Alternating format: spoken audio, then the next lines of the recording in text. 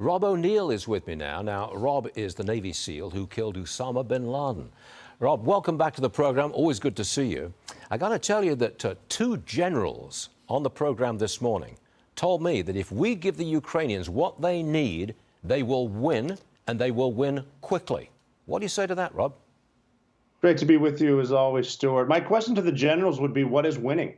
Because generals never seem to have an answer. What is winning? It's always as long as it takes. We've been pretty good at doing mission creep since after World War II. We didn't do Korea well. We lost in Vietnam. We invaded a couple different countries, and then we didn't have a reason for going to Iraq. We did for Afghanistan, but we boggled that after 2 decades. So I would ask these guys with the stars on their shoulders, what is winning? Well, I'll tell you what, General Keane did tell me what he thinks of winning, and that is you expel all Russian troops from the territory that they've occupied in the last year.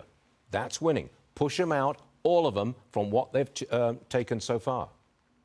Yeah, but pushing them out, that becomes offensive for a non-NATO country with a lot of money that we're sending there from U.S. taxpayers with no inspector general on the receiving end to tell us where it's going.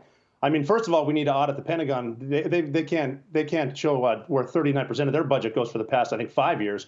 So why is this money that we're sending to Ukraine going where we want it? And now we're not talking defense, we're talking offense. We're giving the best tanks in the world to people that can defend with them, but then they can also go to the red square like they're saying. This is a very, very dangerous game they're playing. But just like anything from war to the vaccine, there's no money in the cure. There's just money in the treatment. And they want this war to go as long as it goes because a lot of people are making a lot of money in government contracts. And there's people on the ground. Most of these people that say they need to go as long as it takes have never seen the enemy up close, and they don't understand what it's like on the ground.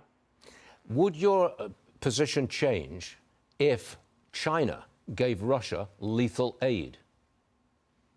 That's just a dangerous spot because we've got people like Janet Yellen, who's an economist, not a warrior, saying that when China comes in, that it could be World War III, and that's what Zelensky's saying too. We already know China's doing that, and they already know what we're doing. And it's an issue when you notice these war hawks in the Beltway, they keep saying tactical nukes, like it's better than a regular nuke. And I don't think they're seeing what's actually happening there on the ground. This is very, very dangerous. You got to figure we're funding Russia and Ukraine. We're funding Russia because of our economic policies. We don't export enough oil, so people are buying it from Russia, like India, China. Some of our allies are buying Russian oil. It's a self-licking ice cream cone, and we're feeding it from both sides. And someone needs to take a sharp look at this and at least be accountable to the taxpayer. That's what frustrates me, because we don't even teach winning.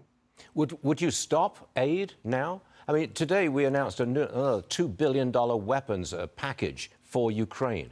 Would you say no more? We're stopping now. No, I'm not saying no, but also this is not a NATO country. And just like NATO that is also supporting a non-NATO country, they're not paying their 2% GDP, which they always promise. And this is a result because we always let them push us around.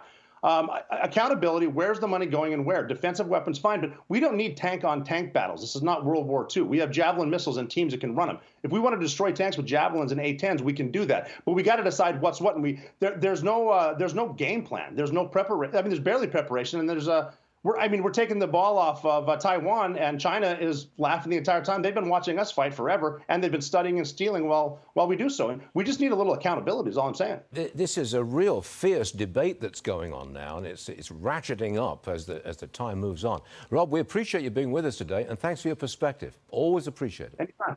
You guys. Great talking with you. Thank you. Thanks a lot.